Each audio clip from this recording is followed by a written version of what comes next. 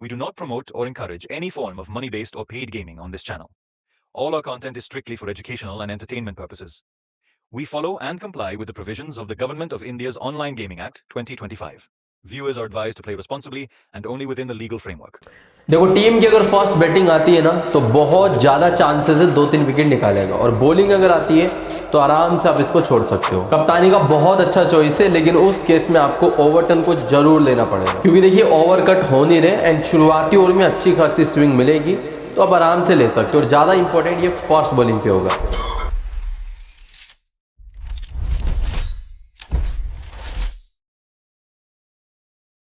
Welcome back everyone. इस video में हम लोग बात करेंगे द 100 मेंस का जो आज मैच खेला जाएगा टीआरटी और एसआरएल के बीच, इस मैच के बारे में, जो कि एक ऐसा मैच होगा जिसमें सबसे ज़्यादा जो कन्फ्यूजन होगी वो कप्तानी को लेके होगी, क्योंकि कप्तानी के इस मैच में मिनिमम आपको बता रहा हूँ 4 चॉइस आपको मिलेंगे। और उन 4 चॉइस में अगर मैं प्लेयर्स का नाम लेता हूँ तो एक तो आप जानते होंगे बेन डकर्ट, काफ़ी अच्छी फॉर्म में, हालांकि पिछले मैच में फ्लॉप हुआ है बट अच्छा कप्तान है, इसमें कोई डाउट नहीं है। सेकंड नंबर पे जो नाम आएगा वो आएगा यहाँ पे मिचेल मार्श का, जो अभी तक द 100 के अंदर अपनी टीम की तरफ से सबसे बढ़िया परफॉर्मर रहा है। तीसरे नंबर पे नाम आएगा यहाँ पे फिन एलन का, जो बहुत अच्छी फॉर्म प्लस अभी अगर आप पिछले जाके मैचेस को देखोगे ना तो बंदा रुकने का नाम ही नहीं ले रहा है। पिछले दोनों मैचेस में बेहतरीन हीरो की तरफ अपनी टीम को मैच जिताया है। इन 3 के अलावा, ये 3 तो क्या हाईलाइटेड है, उसके अलावा हैरी ब्रूक भी है। हैरी ब्रूक को हालांकि लोग कम करते हैं उसके बैटिंग पोजीशन की वजह से, बट है तो हैरी ब्रूक भी कप्तानी वाला प्लेयर। और अगर आप हैरी ब्रूक को नहीं करते हो तो रियान रिकल्टन भी एक प्लेयर है जिसको आप कैप्टन कर सकते हो। लेकिन अब आप जानते हो इस बात को कि आप एक ही प्लेयर को कप्तान और एक ही प्लेयर को वाइस कप्तान कर सकते हो। तो इन 4-5 में से कौन इस मैच के अंदर सबसे बेस्ट होगा वो मैं आपको बताऊंगा। साथ ही साथ कई बार क्या होता है, कप्तान जब फेल्ड हो जाते हैं तो कुछ बैकअप के लिए ट्रम्प कार्ड बहुत अच्छा काम करते हैं। तो इस मैच में बैकअप ट्रम्प कार्ड जो आपके लिए रहेंगे ना, वो भी मैं आपको बताने वाला हूँ। वीडियो बहुत इंपॉर्टेंट होगी, तो शुरू से अंत तक पूरा वीडियो देखना। जो भी वीडियो को देख रहे हैं, एक बात ये ध्यान रखना, टॉस के बाद टीम मैं आपको टेलीग्राम चैनल पे दूंगा, जिसका लिंक मैंने वीडियो के डिस्क्रिप्शन में दिया हुआ है। तो जिन लोगों ने भी टेलीग्राम को ज्वाइन नहीं किया है जरूर कर लेना, और साथ ही साथ बैकअप के लिए व्हाट्सएप चैनल को भी ज्वाइन कर लेना, जिसका भी लिंक मैंने डिस्क्रिप्शन बॉक्स में आपको दिया हुआ है। वीडियो आपको पसंद आए लाइक जरूर कर देना, और चैनल को जो है सब्सक्राइब भी आप लोग करके रखना, ठीक है। सबसे पहले मैं आपको वीडियो की शुरुआत में एक ट्रम्प कार्ड प्लेयर बताता हूं जो बहुत कम लोग लेके आएंगे,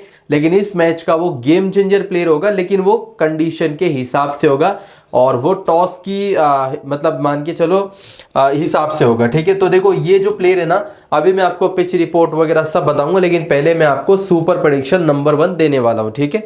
तो देखो ये जो प्लेयर है ये आपको देखने को मिलेगा लीड्स के अंदर, और इस प्लेयर का नाम है मैथ्यू पॉट्स। देखो काफी कम लोग, आप में से भी बहुत कम ऐसे लोग होंगे जो इनको लेके आएंगे। अब मैं आपको बताता हूं ये कब इंपॉर्टेंट होगा और ये क्यों इंपॉर्टेंट होगा। सबसे पहले देखो, टॉस जीते हारे कुछ भी हो, अगर ये टीम फास्ट बॉलिंग कर रही है ना तो ये बंदा एक ऐसा बॉलर है जिसके ओवर कट होने की कोई पॉसिबिलिटी नहीं है। पहला पॉइंट तो ये। दूसरा पॉइंट ये एक ऐसा बॉलर है जो पिछले मैचेस में बिल्कुल, जो कहते हैं ना कि यार बॉलिंग तो बहुत अच्छी करी लेकिन विकेट नहीं मिला। आप समझ रहे हो, कई बॉलर ऐसे होते हैं जो बहुत अच्छी बॉलिंग करने के बावजूद भी उनको विकेट नहीं मिलते। जैसे बेलिंगर है, वुमेन्स मैच में बहुत अच्छी बॉलिंग कर रही थी लेकिन उसको कल परसों विकेट मिला, और मिला किसका, बेथ मुनी का। 20 बॉल में 15 बॉल डॉट निकाल रही है। आप सोचो द 100 में 20 बॉल का एक 4 ओवर होता है प्लेयर्स का, तो 20 बॉल में 15 डॉट बॉल, 17 डॉट बॉल, तो वो है। तो जो मैथ्यू पॉट्स है ना, ये एक ऐसा प्लेयर है जो बहुत अच्छी बॉलिंग भी कर रहा है, पूरे 4 ओवर भी करेगा, और अपनी टीम का ये मेन डेथ बॉलर है जो कंफर्म आपको डेथ में बॉलिंग करता हुआ नजर आएगा। 3 पॉइंट तो ये हो गए। और चौथे पॉइंट की तरफ अगर मैं चलता हूं ना, तो आप इस टीम में जब आप आओगे टीआरटी की टीम में, तो टीआरटी की टीम में आने के बाद मैं आपको बता दूं, जो ये टीम है ना, ये अगर आप यहां तक, भाई सैंडर भी देखो अच्छा प्लेयर है, लेकिन एक वो ऑलराउंडर है जो बॉलिंग ऑलराउंडर है।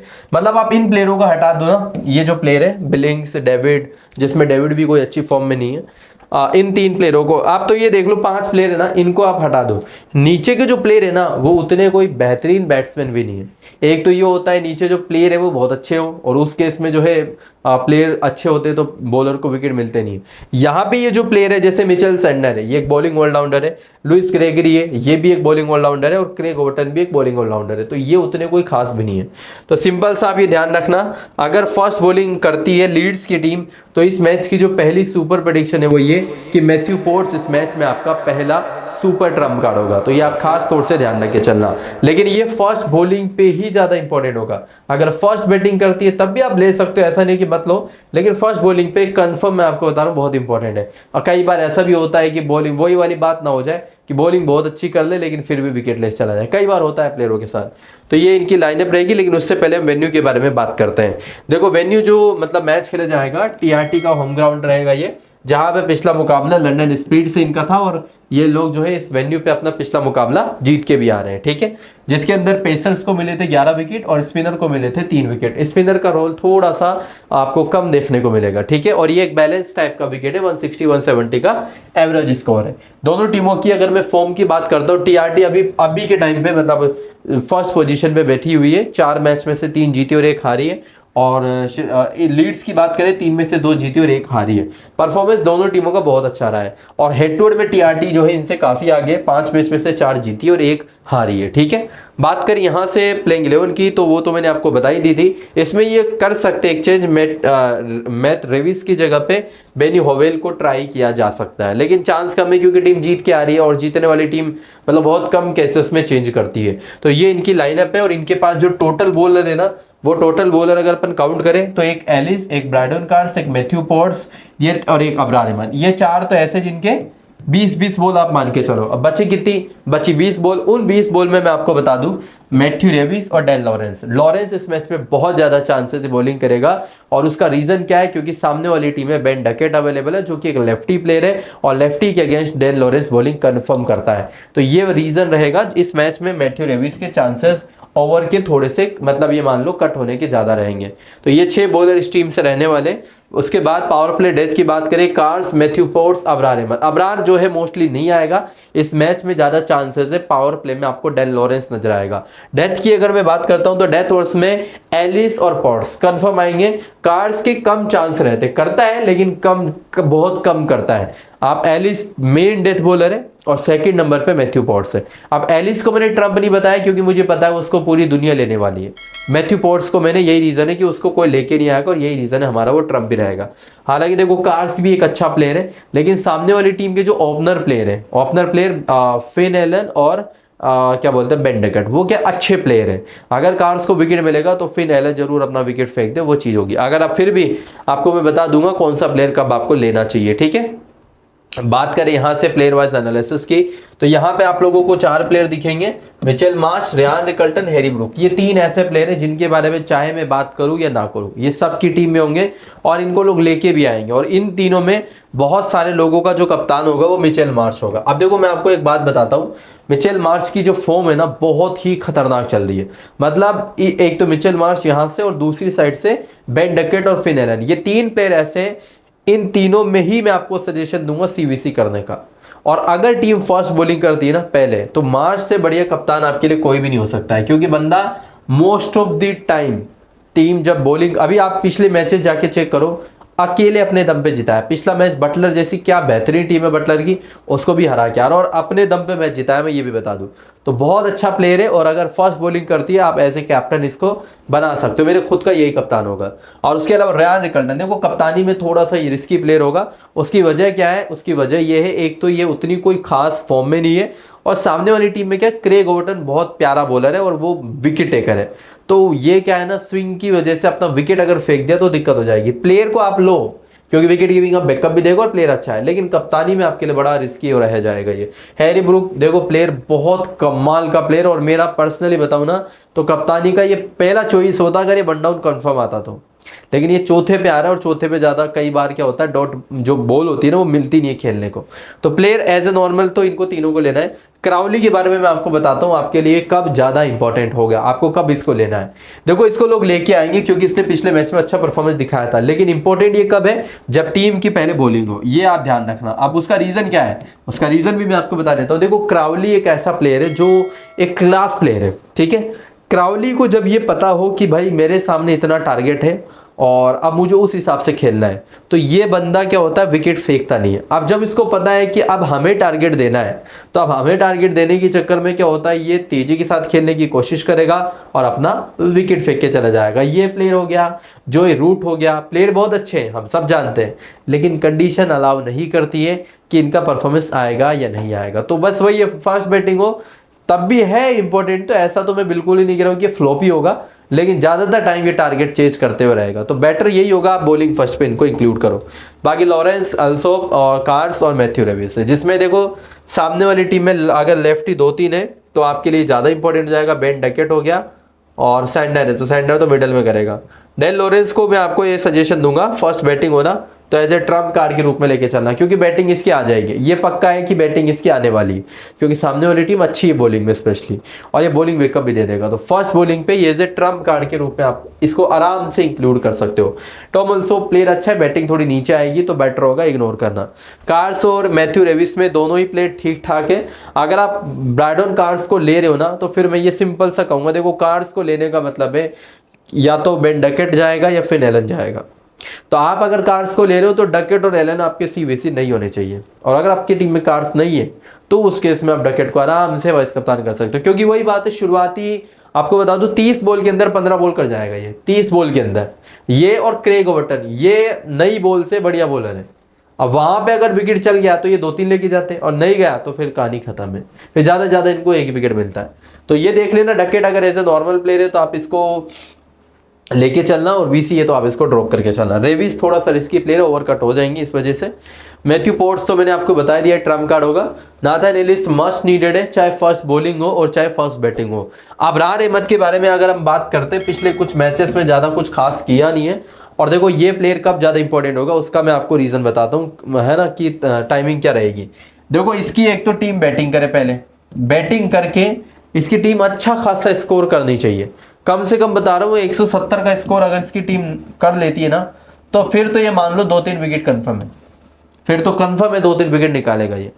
और अगर इसकी टीम बॉलिंग कर रही है, और बॉलिंग करते हुए होता क्या है जनरली, मतलब स्पिनर की पिटाई होती है। पिछले मैच में बहुत बुरी तरीके से स्पिनर को पिटाई मतलब हुई थी। तो पहली बैटिंग पे अगर इनकी खुद की होती है और इनकी टीम ने अच्छा स्कोर कर दिया, ऐसा भी नहीं कि इनकी बैटिंग है और आप ले लो, इनकी टीम को अच्छा स्कोर करना पड़ेगा। अगर इनकी टीम ने अच्छा स्कोर कर दिया, मैं गारंटी से कह रहा हूँ ये 2-3 विकेट निकालेगा। और अगर ये जल्दी आउट हो जाते हैं इनके प्लेयर्स और ज़्यादा स्कोर नहीं होता है, प्रेशर रहेगा नहीं, और डकेट और एलन ये दोनों ही मैच खत्म कर जाएंगे।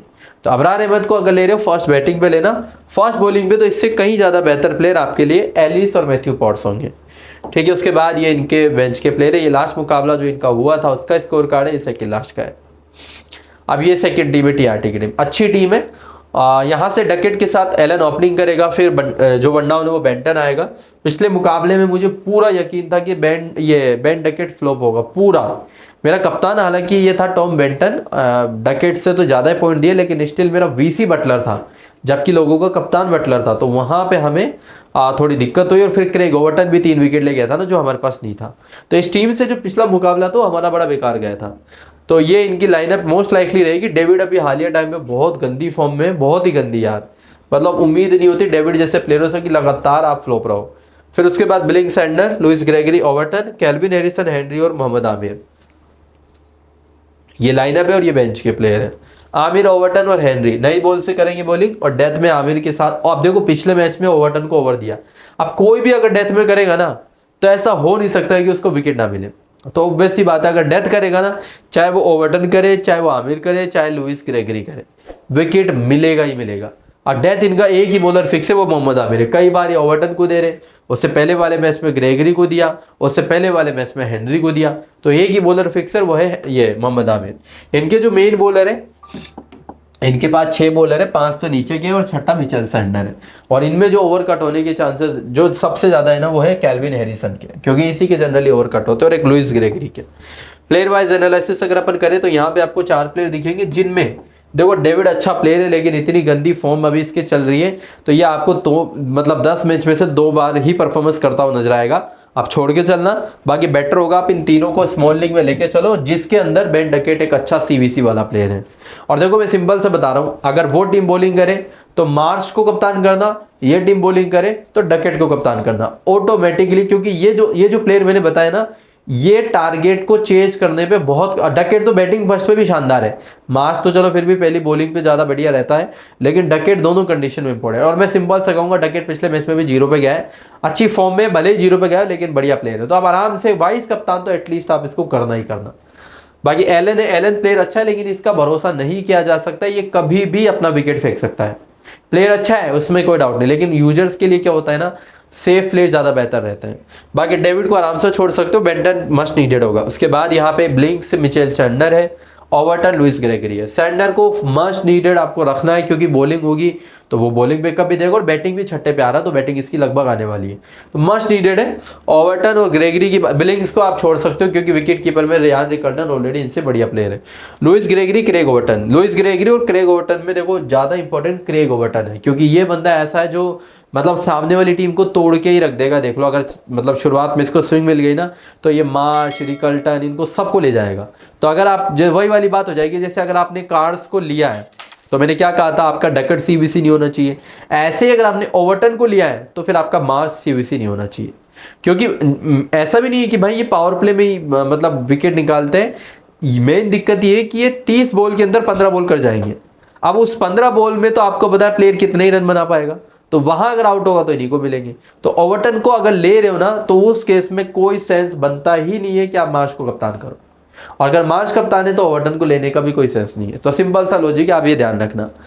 और फिर भी अगर मैं आपको बताऊं, कई बार ये भी होता है ना, पावर प्ले में मान लो विकेट नहीं मिले 15 बॉल में, अब 5 बॉल आखिरी ओवर में मिल गई, लास्ट ओवर मिल गया 5 बॉल के लिए, तो वहां तो विकेट निकाल सकता है। तो फर्स्ट बॉलिंग पे तो आप जरूर लेके चलना, फर्स्ट बैटिंग पे आप चाहो तो इग्नोर भी कर सकते हो। लुइस ग्रेगरी ठीक ठाक चॉइस होगा। हेनरी, हैरिसन और आमिर, जिसमें हैरिसन के ओवर कट होने की थोड़ी सी पॉसिबिलिटी ज़्यादा रहती है तो रिस्की प्लेयर रहेगा। मैट हेनरी ठीक ठाक चॉइस, और मोहम्मद आमिर फर्स्ट बॉलिंग पे मस्ट नीडेड है, ठीक है। उसके बाद ये बेंच के प्लेयर है। ये लास्ट मैच का स्कोर कार्ड, ये सेकंड लास्ट मैच, और देखो इस मैच में एलन 0 पे गया, इसमें क्या बोलते हैं डकेट 0 पे गया, इसमें डकेट ने मैच जीता, इसमें एलन ने मैच जीता है, ठीक है।